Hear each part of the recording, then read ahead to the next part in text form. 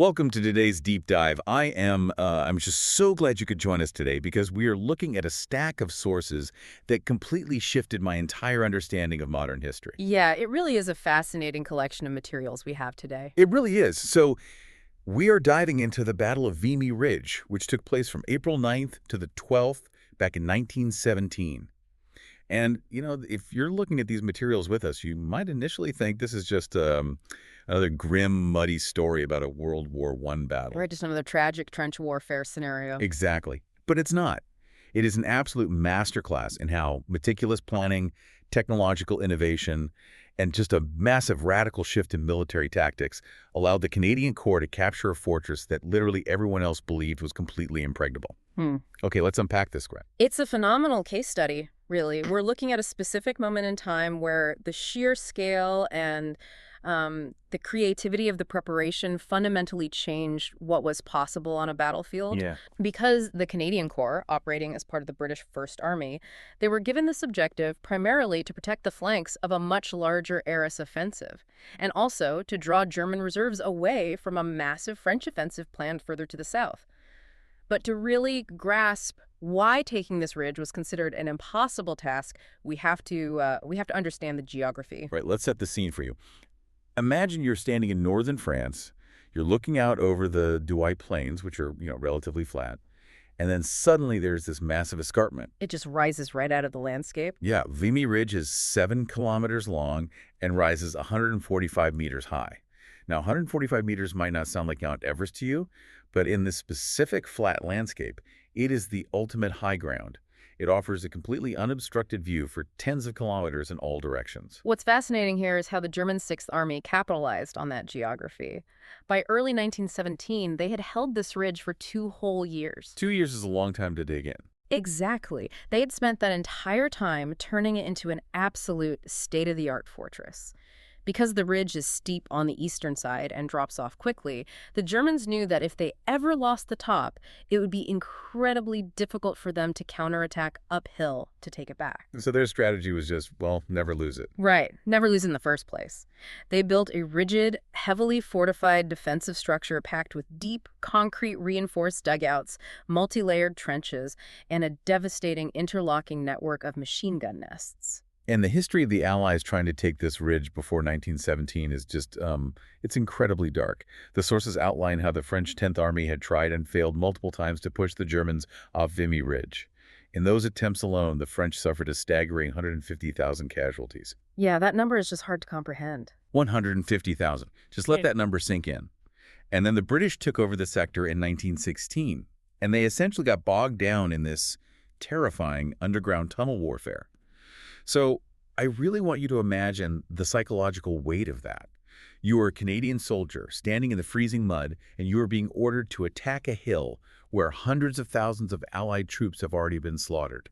How do you not just view that as a suicide mission? You would absolutely view it that way if your commanders were using the same old tactics. And that is exactly why the leadership of the Canadian Corps realized they needed a fundamental shift in doctrine. They knew the old way wasn't working. Right. In early 1917, officers from the Canadian Corps actually went and attended lectures given by the French Army.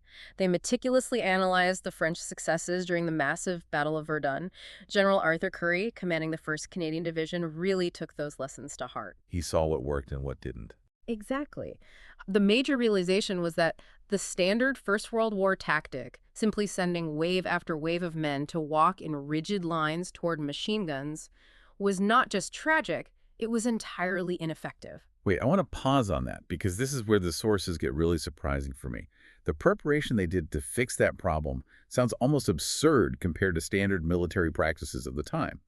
They started doing something called democratizing information. Yes, a huge paradigm shift. Because before this, in most First World War battles, only the top aristocratic officers had the maps and actually knew the overall plan.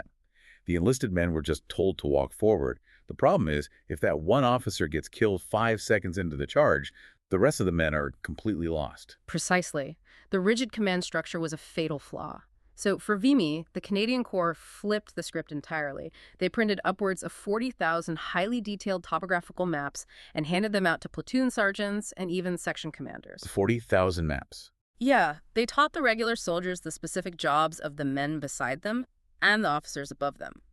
That way, if a leader was killed or wounded, which was virtually guaranteed in this kind of warfare, the attack wouldn't just stall out in the mud. The surviving men knew exactly what the objective was and could keep fighting for it independently. Exactly, and they didn't stop there with the preparations. No, they didn't. The notes say they took entire units to hills safely behind the front lines and laid out full-scale replicas of the battlefield using colored tape.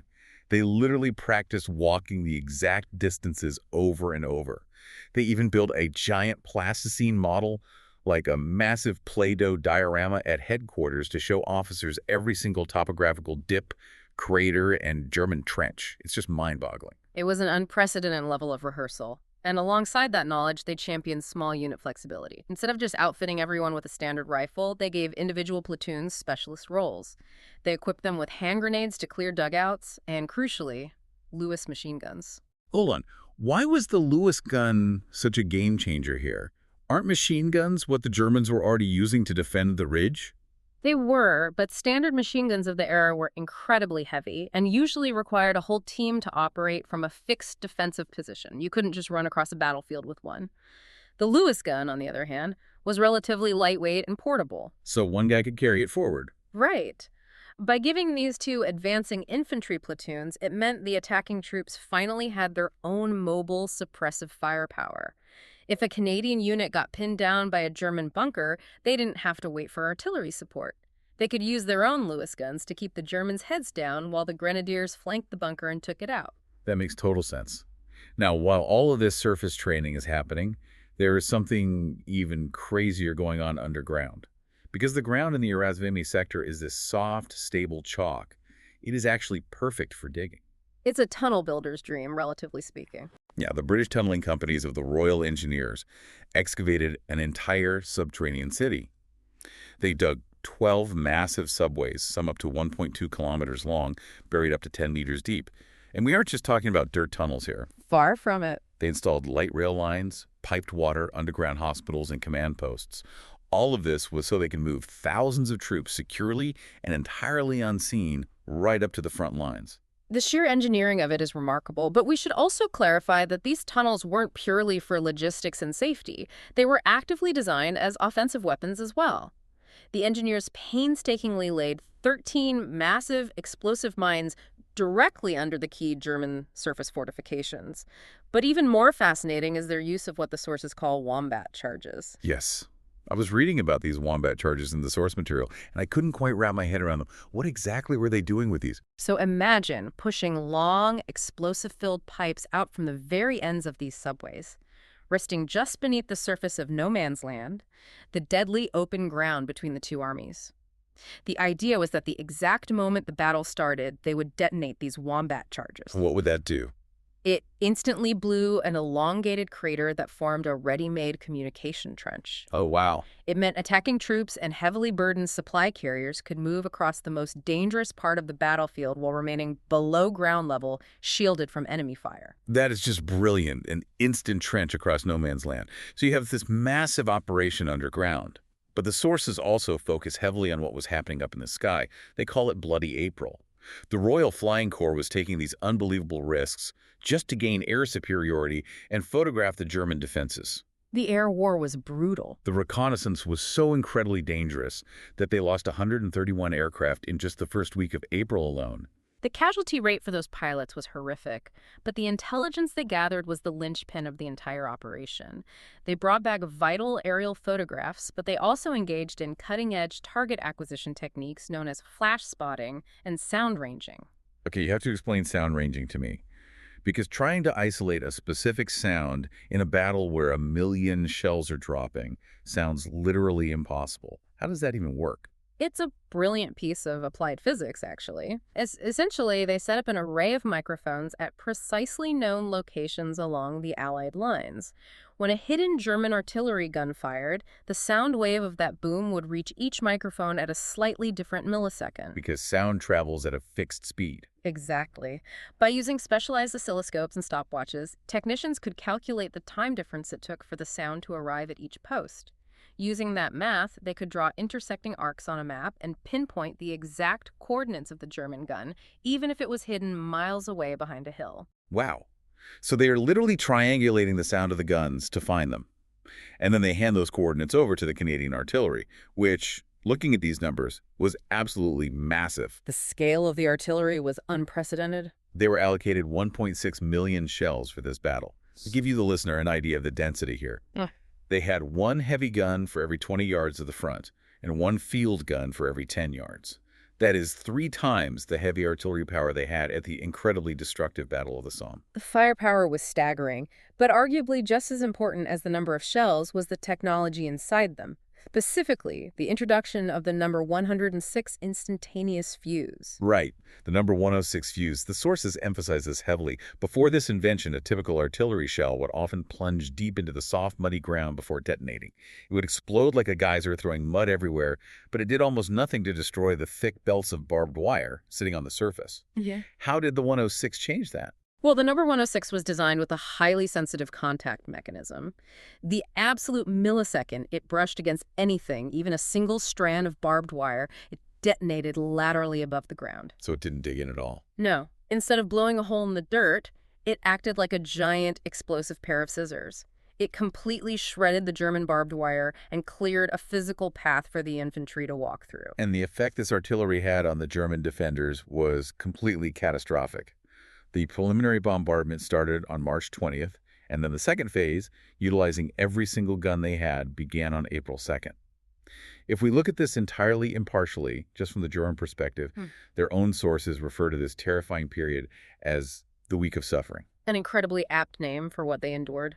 The bombardment was so intense and so unrelenting that their trenches were basically leveled. But more importantly, the shelling was so heavy that German ration parties couldn't even make it up to the front lines.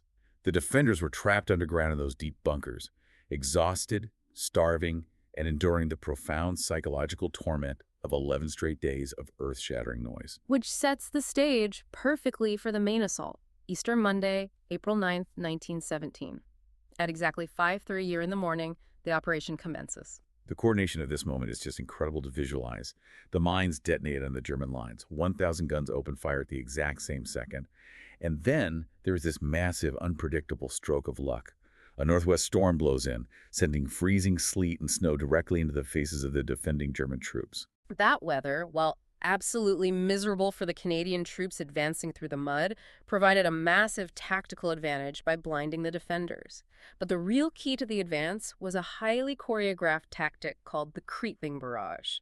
The field guns laid down a continuous curtain of explosive fire that advanced forward roughly 100 yards every 3 minutes. But wait, advancing 100 yards every 3 minutes?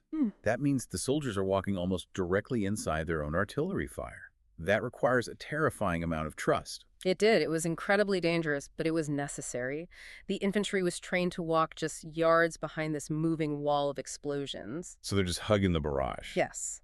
The logic was that the barrage forces the Germans to stay huddled deep inside their concrete dugouts. By hugging the barrage closely, the Canadians would arrive at the lip of the German trench the very second the artillery lifted, giving the defenders absolute no time to climb up the stairs and man their machine guns. And to make sure the men didn't just collapse from exhaustion while doing this, they used a leapfrogging tactic. The planners had drawn out 4 colored objective lines on those thousands of maps we talked about earlier. The black, red, blue, and brown lines. Instead of one group trying to run the entire chaotic distance to the top of the ridge, the initial wave would fight to the black line and immediately stop to consolidate and defend it. They'd lock that position down. Right. Then, a completely fresh unit behind them would physically leapfrog past them to attack the red line, and so on. It kept the momentum relentlessly fresh. Exactly. And for the 1st, 2nd, and 3rd Canadian divisions, this plan was executed almost flawlessly. They hit their objective lines right on schedule. The speed of the Canadian advance was so rapid that even though the German commanders in the rear could communicate with their front lines, they simply didn't have the time to react or move their reserve troops forward before their positions were completely overrun. But, looking at the sources to make sure we give you a fully balanced view of this, it wasn't a perfect operation everywhere. The 4th Canadian Division, which was tasked with taking the extreme northern portion of the advance, faced an absolute nightmare. They had the toughest assignment. They were attacking the highest point of the ridge, a place called Hill 145. And there's this one detail in the sources that just stopped me in my tracks. A commanding officer of one of the assaulting battalions actually asked the artillery to leave a specific portion of the German trench completely undamaged. Why on earth would he request that? It was intended to preserve the trench so that his own men could use it for cover once they captured it, but tactically it was a fatal miscalculation. A massive mistake. When the infantry advanced, the surviving machine gun nests in that deliberately undamaged section of the trench immediately opened fire. They completely devastated the advancing Canadian troops on the right flank. That is just heartbreaking. And to make matters worse, while they were pinned down, their left flank was taking heavy, harassing fire from another fortified knoll known as the Pimple. The 4th Division's advance collapsed almost immediately. It took persistent, desperate, and bloody attacks by reserve units later in the day to finally force the Germans off the southwestern portion of Hill 145. And the fighting didn't end on the 9th.